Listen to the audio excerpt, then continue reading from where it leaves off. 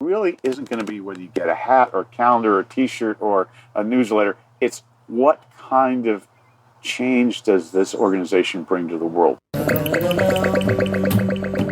Hello, my name is Rhea Wincaller, and I am the producer and Cider MC of this weekly podcast, where we speak with makers, cider enthusiasts, and folks within the cider trade from around the world. Hip, hip, hooray! Bringing us into episode 417 of Cider Chat, we heard from Al Sachs talking about the value of your membership is not determined by what one receives from an organization, such as a baseball cap or a towel or a tote bag, but by what the organization is bringing to the world. Do you value that? And it could be, in this case, we're going to be talking about a nonprofit, but it's true for any business. You sign up, those points are really great, but really, how are you using your money to create value to the world? That's a little bit what he's talking about there. There's a much bigger conversation in this episode, and to tell you the truth, there's a reason why episode 417 is titled Bittersweet Goodbye, the closure of the New England Apple Association. And yes, you have heard me right. The New England Apple Association is shuttering its doors, so to speak, even though it's kind of a virtual space with a website. There is a board of directors and executive directors, and this is a legacy organization for New England. We'll be sharing a little bit about the backstory and the history behind the New England Apple Association in that featured conversation coming up. But first, we do have a wee bit of news from Out and About in Ciderville. Unless you're living under a shoe, I am sure you have heard the term D-Day in terms of World War II. And just in case you don't know, D-Day stands for Day, like D-A-Y, D-A-Y, where the D is a placeholder designating the day on which a military operation begins. And it's used in military planning to indicate a launch date so that it isn't really revealing the specific exact date that the operation is going to take place. And that allows for flexibility and secrecy in preparation for a military action. And, of course, in the context of World War II, D-Day specifically refers to June 6, 1944, the day the Allied forces initiated the Normandy landings, which is a key operation that took place in the liberation of Nazi-occupied Europe. It was a big day, and just this year, 2024, is the 80th anniversary of D-Day, and that was really a pivotal event. It led to the liberation of Western Europe, and it had a major Allied forces operation taking place. It was American, British, and Canadian forces that were landing on 5 beaches that were codenamed. Each beach has a code name that they still use because there's a lot of cemeteries there, and there's a lot of memorials all on the Normandy coast. And the code names of the beaches are Utah, Omaha, Gold, Juneau, and Sword. And D-Day is remembered for its significant impact for that strategic action that took place and the immense amount of bravery and the very high cost of lives.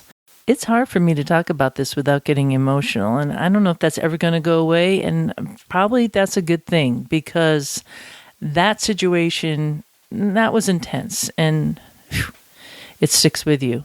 Especially when you're driving around, you're seeing giant concrete bunkers, and the signs are still there all throughout Europe. They are still there. And so when I have traveled to France specifically, I've often wondered, how do these giant barrels from 17 whenever, how did they survive this bombing, that situation? What was going on? And we have talked to the makers there. I've done it both as an individual touring about and also while on the Totally Cider Tour to France, talking to different makers. And we've gotten different viewpoints on it. Just a little cursory mention here or there. But I want to announce this both for the folks who are coming on the French cider tour and for folks heading to France, that there is now an exhibition at the Musée du Poiret, which is presenting the production and consumption of alcohol during the Second World War in Normandy. So this is before the war to liberation, also during the German occupation, the behavior of the German and American civilians and soldiers.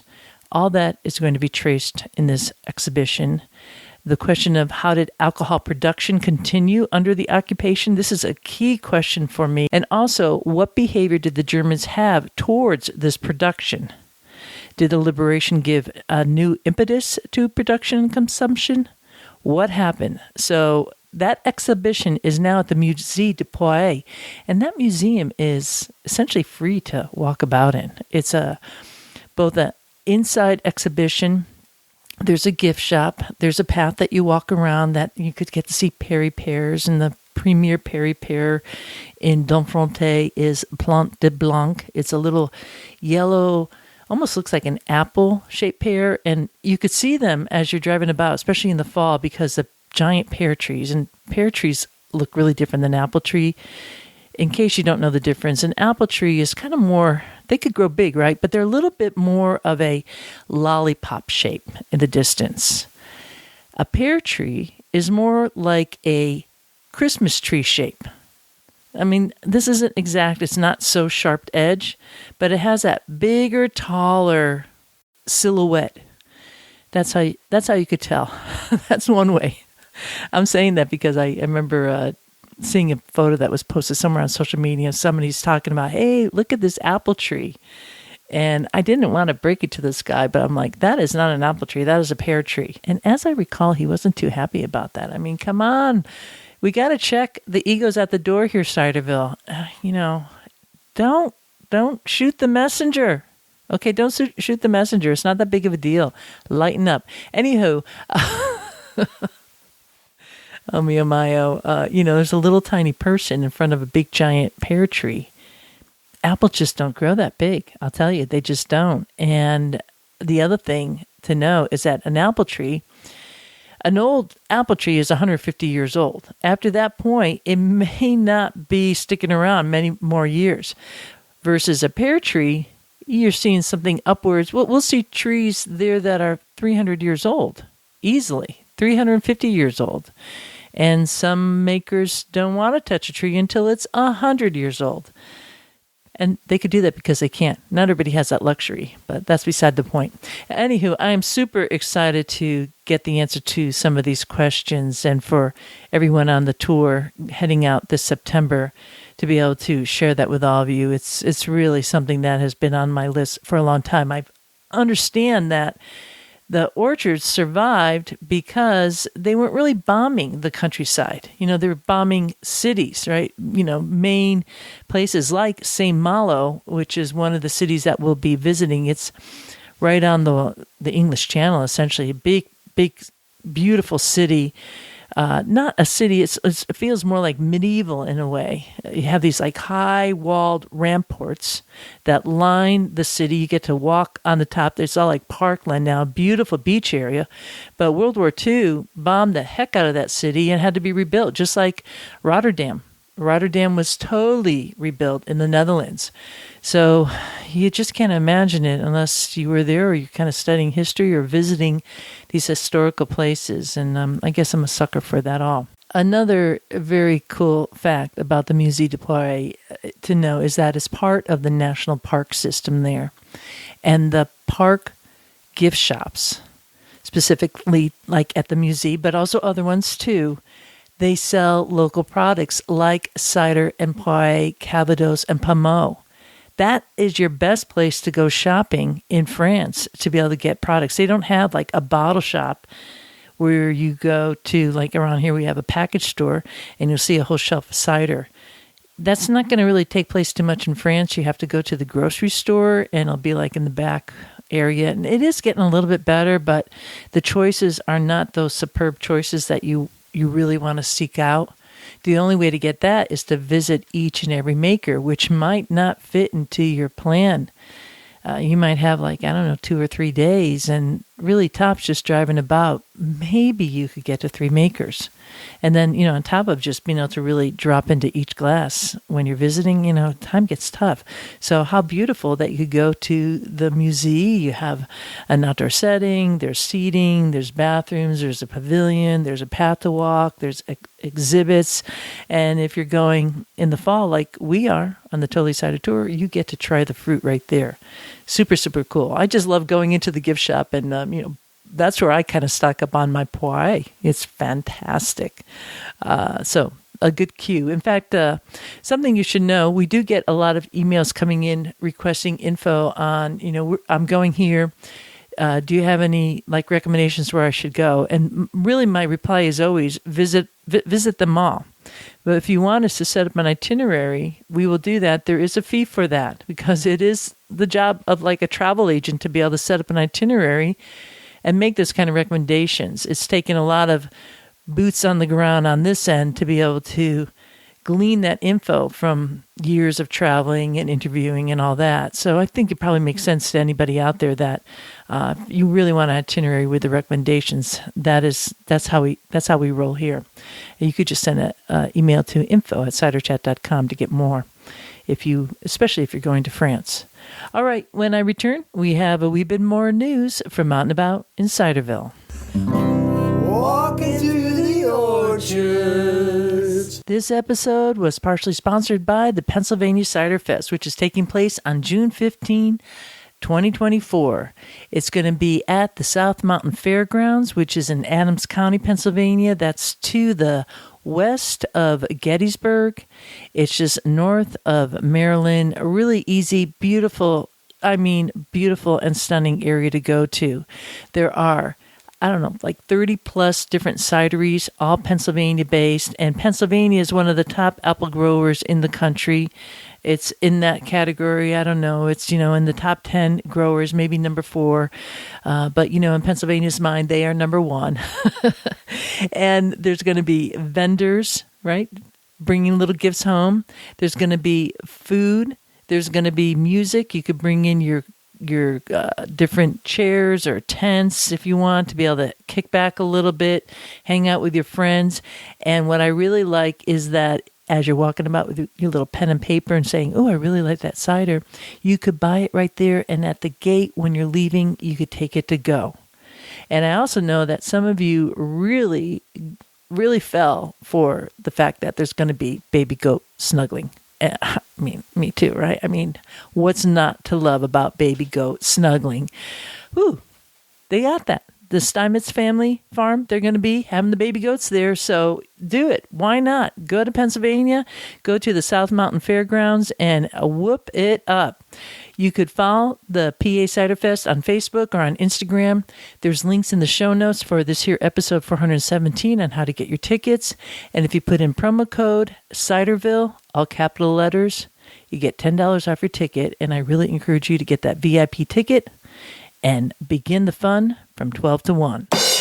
It's time for Who's Been Cross-Promoting Cider? Yes, with over 400 plus episodes done and completed with talks from over 20 countries and nearly all of the United States of America, Cider Chat is asking you to help cross-promote cider and to tag Cider Chat and share that there is a resource out there such as this podcast with tips on cider making for both amateurs and professionals, orchard care for both homeowners and orchardists on the commercial end, events and tours.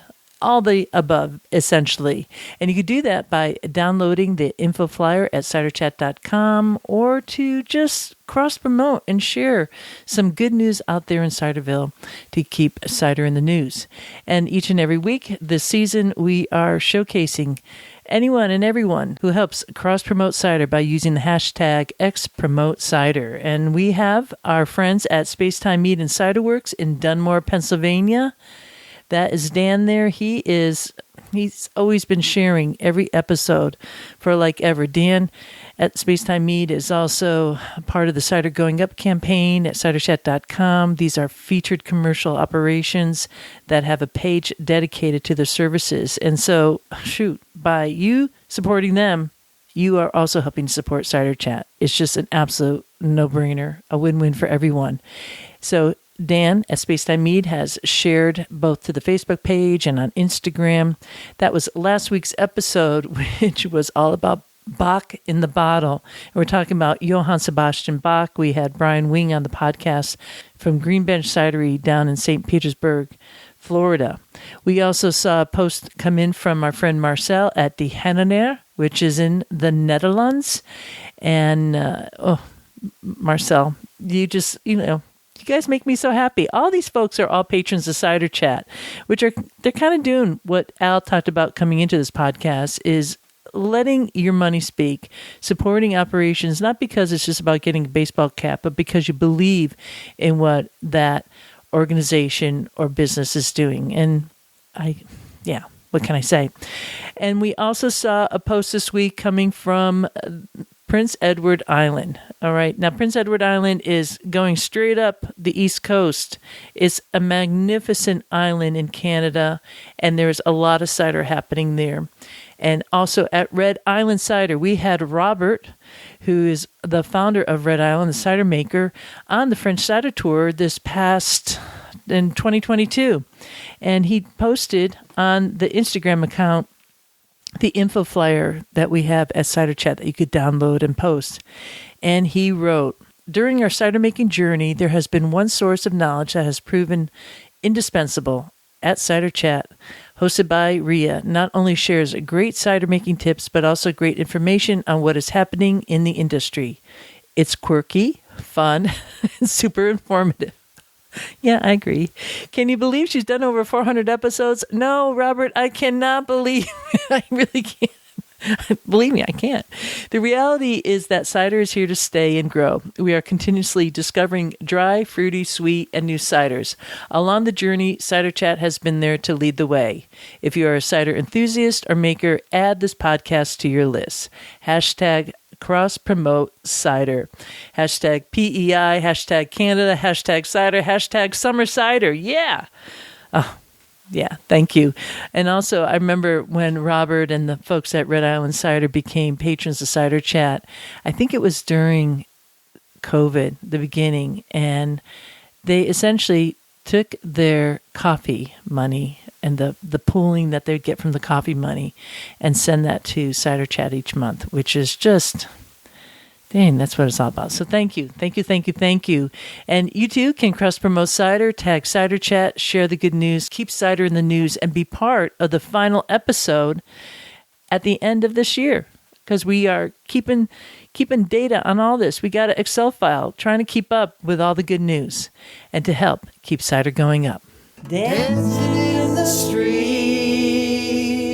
Up next is our featured conversation, a discussion about the recent announcement regarding the New England Apple Association, which makes this a very good time to grab a glass and join this chat. I'm here with my friend and colleague Al Sachs, who has been a lifelong champion of apples, cider making, and cider education.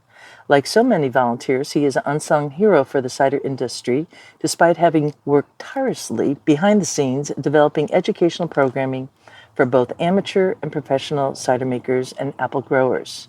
Al recently interviewed Kurt Billingsley at Big Fish Cider in Monterey, Virginia in episode 412, and we expect more cider dispatches from Al coming up. But today, Al and I are here to sort through perhaps our emotions, which are spinning a bit regarding a recent announcement from the executive director of the New England Apple Association, Russell Stevens Powell. So it's a bit bittersweet. Before we get into the actual email, let's go into the history of what is known as the NEAA, which stands for New England Apple Association. It wasn't always known as the New England Apple Association. In 1935, a group of wholesale growers from the New England states, which are the states of Maine, New Hampshire, Vermont, Massachusetts, Connecticut, and Rhode Island, joined with New York State and incorporated as the New York and New England Apple Institute. Though never really discussed publicly, I've heard more than one backroom story that there was some disagreement within the organization, which is why, in 1993, New York separated from the New York and New England Apple Institute and created its own marketing organization. And the institute was renamed the Northeast Macintosh Growers Association, which was eventually shortened to New England Apple Association. And as a side note, the Macintosh apple hails from Canada, so maybe that's one of the reasons why they changed it. I do not know, although Americans do like to think of Macintosh as our apple, so go Canada. The mission of the NEAA is to support and promote apple growers in New England. And in the mid-20th century, the NEAA expanded marketing campaigns and had a focus on research and development. In the late 20th century, the organization increased its role in advocacy, pushing for beneficial policies for apple growers, which is a great thing to have, right? Sure, absolutely. What we want. The organization has had several executive directors, with the most recent being Russell Steven Powell, who took the helm 27 years ago, which was in 1997. Russell is also an author of 2 books on apples. One is America's Apple and Apples of New England. And you could find links to those books at ciderchat.com under Cider Books. So we're really here today because on June 6th, Russell, via email, and he has a email newsletter that he puts out to folks who sign up and subscribe to the New England Apple Association and members, announcing that he was stepping down as executive director. And in that email, he stated that the board of directors decided to close what is an 89-year-old nonprofit at the end of this fiscal year, which is on June 30th, 2024. So just kind of pause that on a note for a second. Closing an 89-year-old Apple Association, that's something that's really...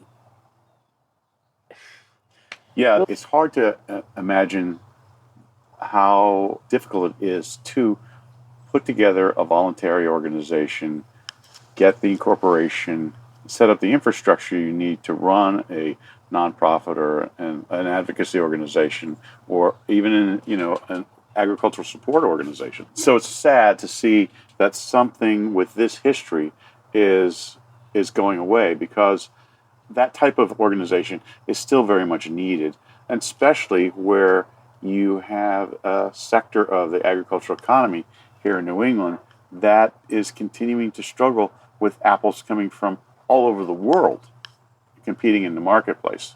So, I'm pretty aware of how difficult it is to run a nonprofit. I was an administrator of a number of different nonprofits. I've worked in nonprofits all my life. I've worked for cooperatives. I've done advocacy. I know all these things. And it is not an easy task to run one. But it is something that we should pay attention to when an institution goes out of business. Mm-hmm. And nonprofits are a business. A lot of people think of, well, you don't have to make a profit, so it's easier to run. That's not true. Right. You still have to be able to carry out the programming you want. And that means either paying people or recruiting volunteers, but you still need to have a program delivered, and it costs money. It brings up the question is, how is the business model working today? And was the business model that worked 80 years ago something that could continue into this next century? Before I get there, I do want to say I was very sad to get this email. Everything you said about nonprofits is 100% true, but it hits on your heartstrings of, especially for those of us who are so involved in apples and cider and being bullhorns for that movement. To hear it, it's sad. And like you said, 80-year-old organization. I suspect you were a little sad too hearing that. Well, yeah. I mean, as I said, I don't like to see any of these type of organizations go down. And particularly when you think that there's a whole other part of the local agricultural world, which is talking about eating locally, eating in a sustainable manner. And I think people are literally hungering for this type of food product and knowledge about where to get it. who's got a pick your own? Who's pressing fresh juice? Who's making cider? Sure, you've seen a lot of these orchards that have been able to figure out how to be more successful, adding value-added things to their orchard. Sometimes it's a shop that sells not just apples, but apple products, baked goods, and whatever. Sometimes they get a cidery license and make cider. Sometimes they have Halloween tours in their orchards. It's all of these types of strategies that keeps these farmers on the land producing the apples that we enjoy locally and that are really, I think, part of our agricultural heritage that we'd like to see continue. It's interesting that you note that, these value-added products, because in this email, the reasons for closure were stated as changes in the New England apple industry, which I'm not sure, that's kind of like an open piece, and also a shift from wholesale markets to retail orchards with diversification attractions like pick your own, bakeries, and tasting rooms. So that seems that would have, in my mind, would be a reason that would really keep the organization fruitful, like pumping ahead, because, wow, the demand is increasing. The most profit for any kind of shop is direct to consumer versus wholesale. Right. More select, and everything you said, people really want good quality product. They will seek that out now. Absolutely. I mean, I know I'm a bit of an exception. I will drive for miles for a good apple, Not to Ciderville listening. Everybody's like, yeah, Al, we're like right with you. I look forward to different varieties coming in throughout the fall. It's just like, oh, good. Right. Well, when am I going to, get my, Ashmead kernel this year, or when am I going to get, whatever the variety is. Yeah. And the sad thing is that a lot of people don't know the joy and the taste of these delicious apples. And so when an organization that has been supporting these farmers and their businesses blinks out, it gives you pause, because I see that as a step away from the direction we need to be going. Yeah, absolutely.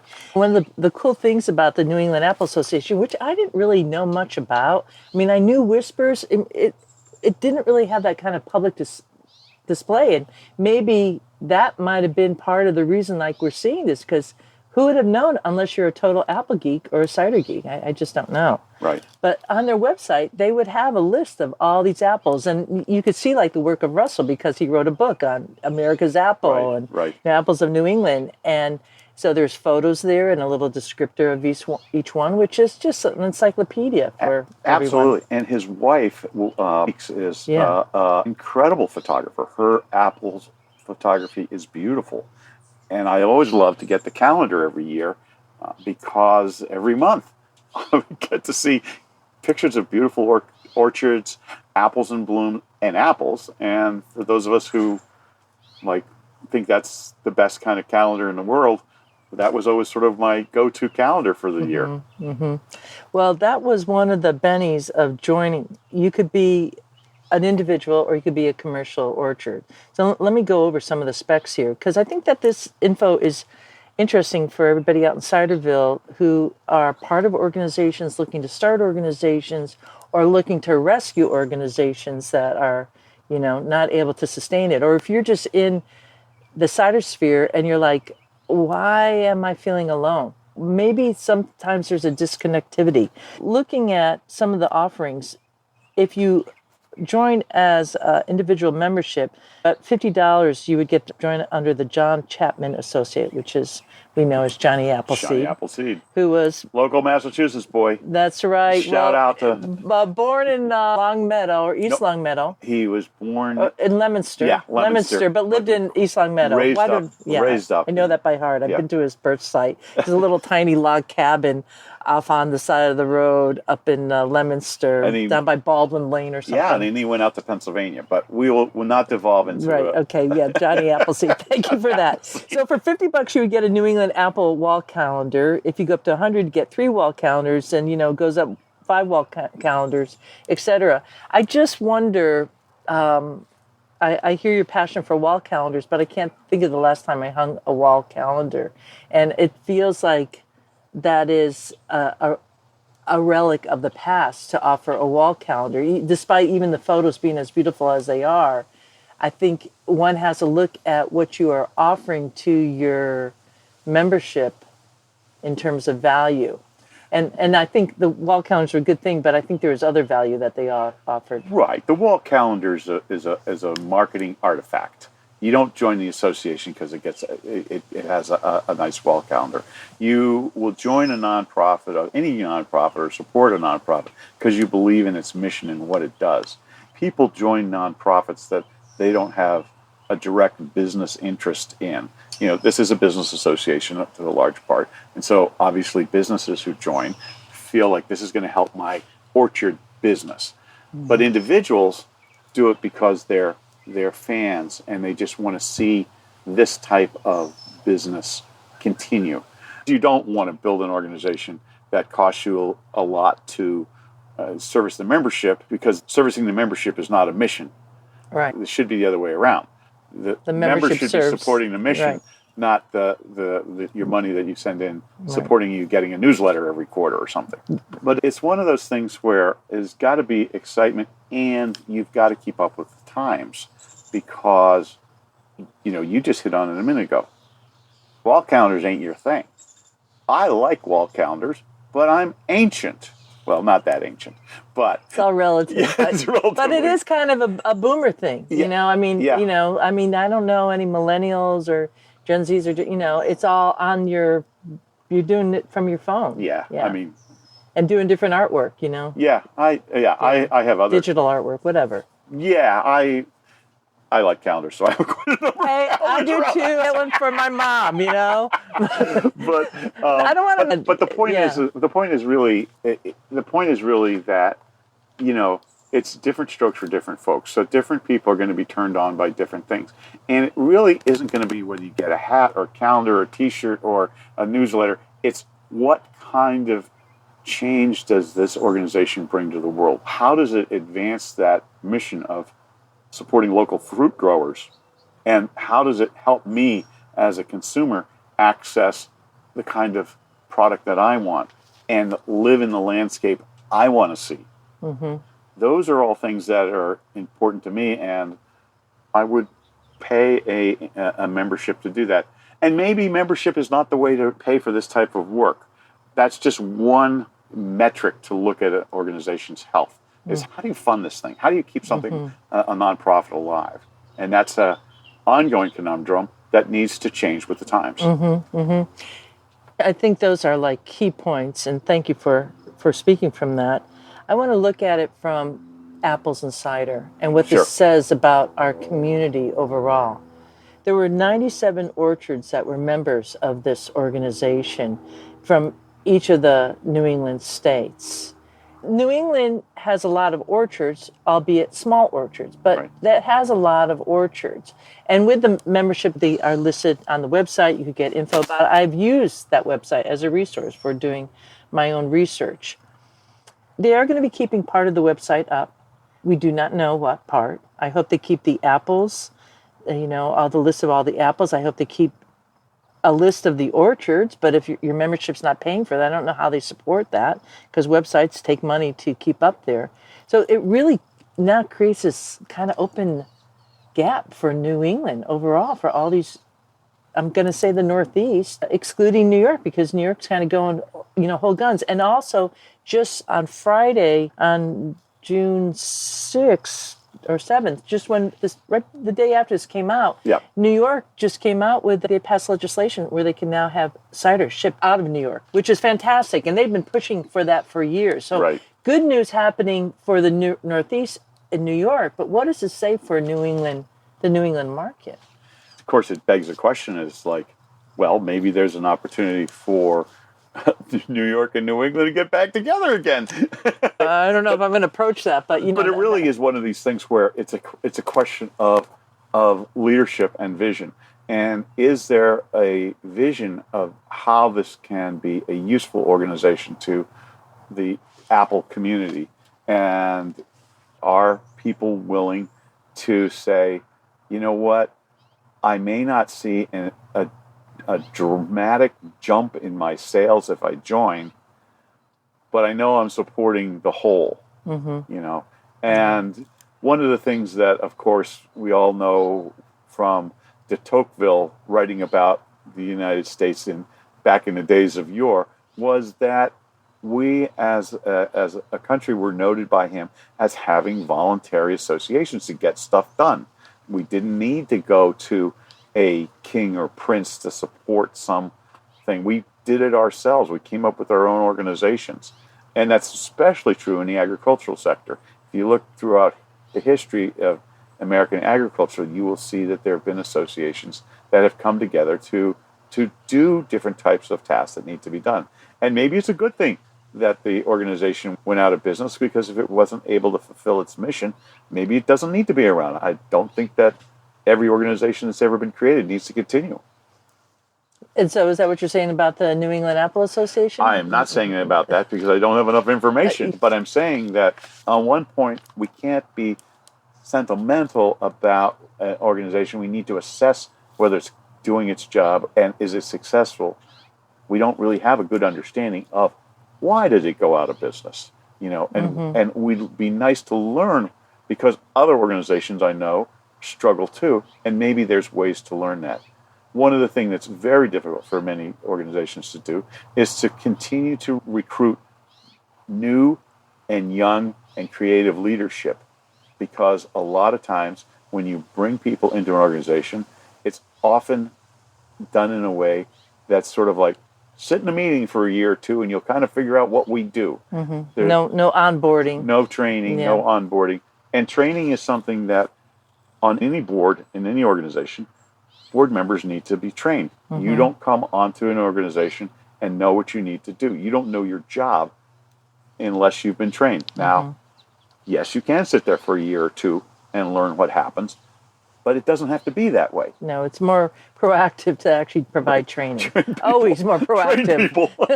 You don't have somebody come on your farm and just say, watch. Right. Yeah, that's a real good economic move. Not. Okay, so we have this situation now where we have the Maine Heritage Orchard, we have MOFGA, right? Maine Organic Farmers and Growers. Right.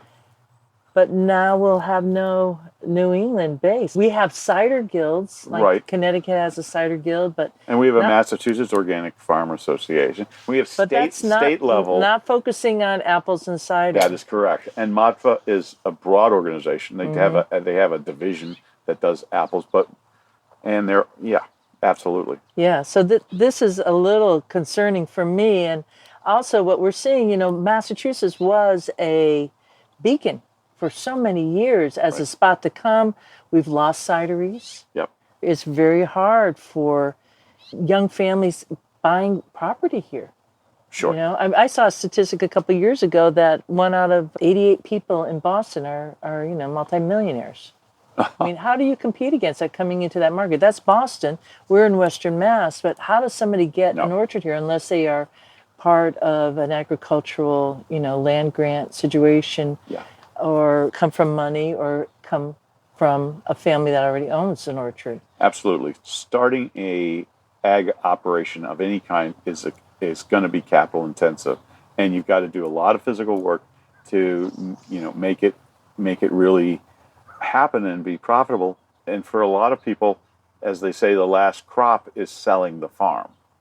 For those of us who love the New England landscape and love orchards, we don't want to see that last crop being a development on that orchard.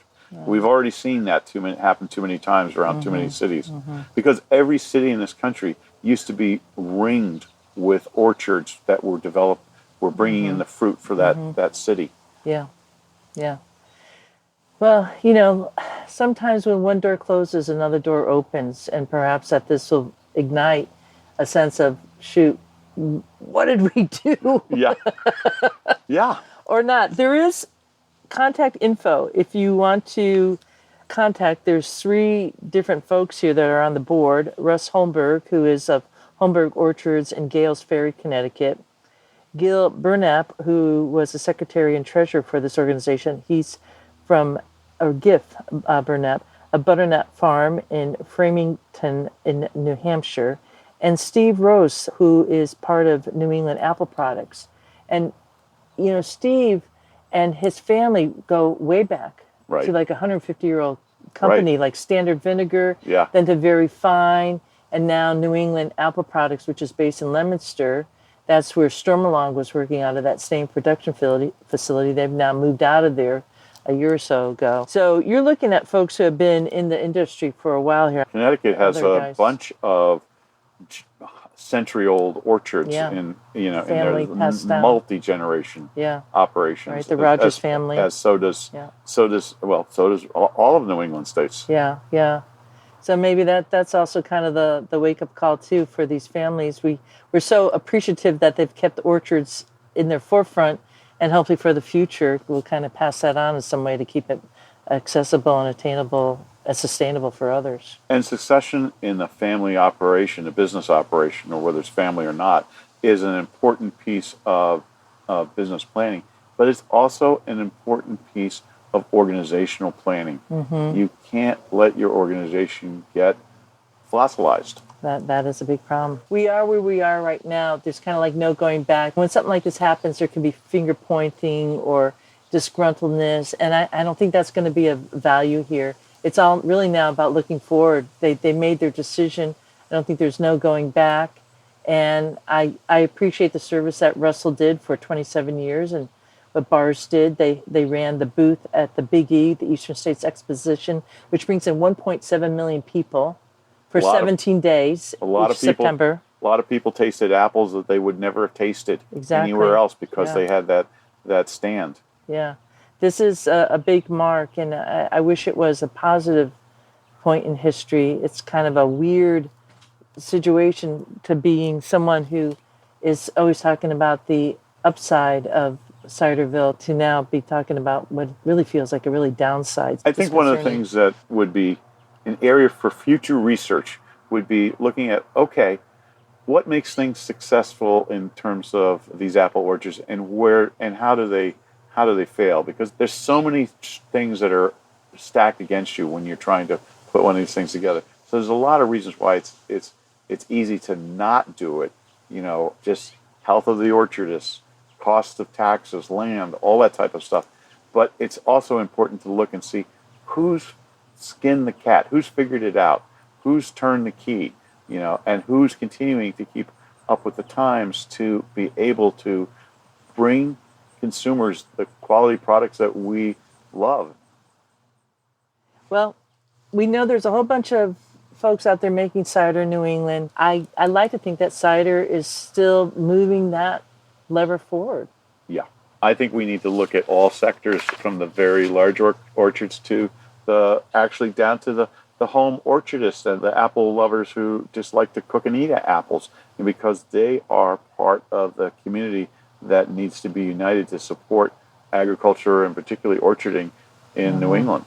Right. Support your nonprofits. If there is a apple group or cider group, support them. Become members, whether it's the American Cider Association, the Michigan Cider Association, the Pennsylvania Cider Guild that they have, all these different small groups and guilds around the world that are supporting apples. They can go away. If you don't support them, if you're not involved, if you're not paying attention, these old organizations with so much history, we can lose them. We can vote with our dollars. Buy a membership if there's one available. Keep up with what's happening. Obviously, support the orchards themselves. That's what I try to do on a day-to-day basis, is vote with my dollars. Mm-hmm. When I say vote with your I do that on a monthly basis because I'm a patron of Cider Chat. And I do that because I think that this is a critical resource for people who are interested in apples and cider to, have this wonderful resource. I think it's almost like having a college of apple and cider issues that I can tap into anytime I want to. Plus, it's entertaining. And I have to say, I listen to it when I'm out in the orchard doing any kind of work out there, whether it's, cutting the grass or pruning the trees or whatever. So, that's another thing you can do, is support organizations or services like Cider Chat, as well as your state and local ag associations that are doing and executing the mission that you think needs to be done? Well, I suspect, like me, after listening to this conversation, you might have a better appreciation for Al Sachs and the work that he does and his particular vantage point, not only on cider, which he's been connected to for so long, but also on the greater good. So thanks again, Al.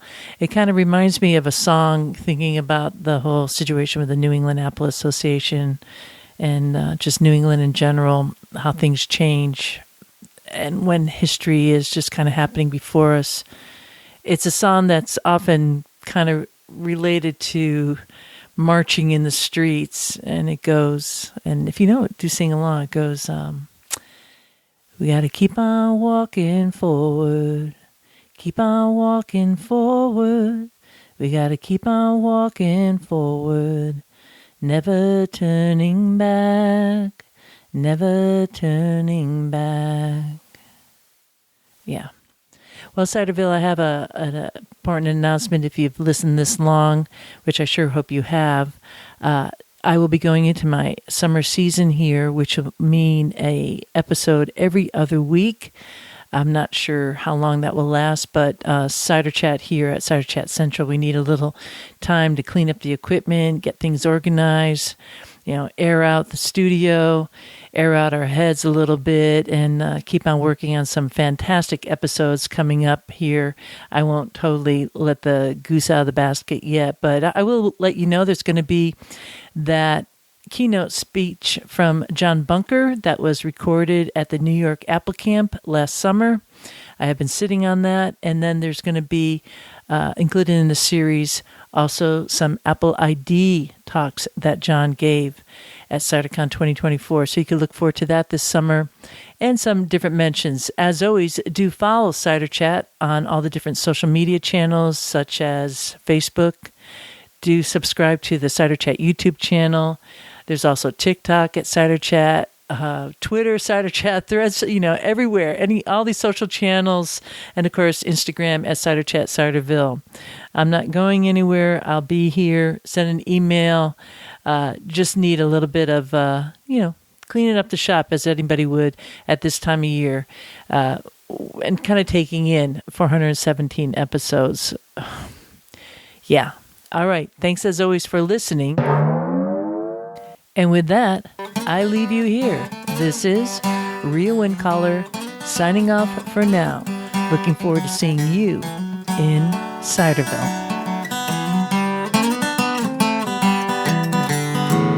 We like cider, we like palms, we love orchards and having fun. There is a reason why we do it like this. Oh yes there is. There is a reason why we do it like this. Oh yes there is. There is a reason why we drink it like this. Oh yes there is a reason.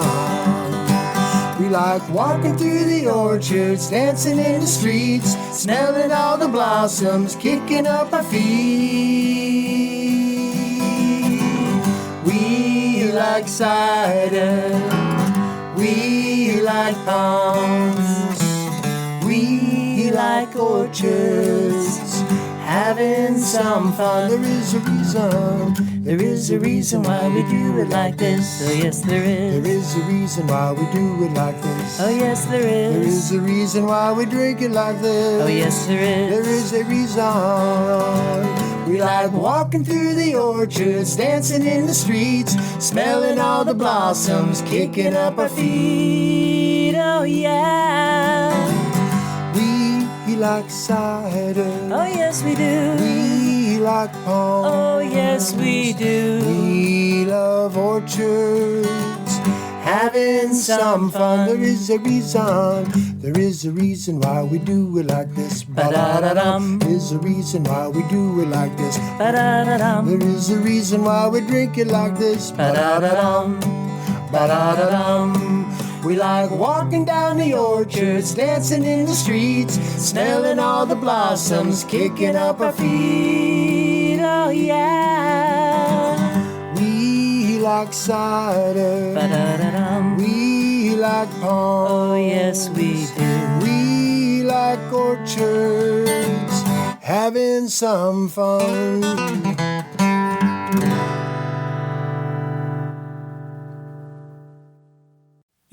Yeehaw!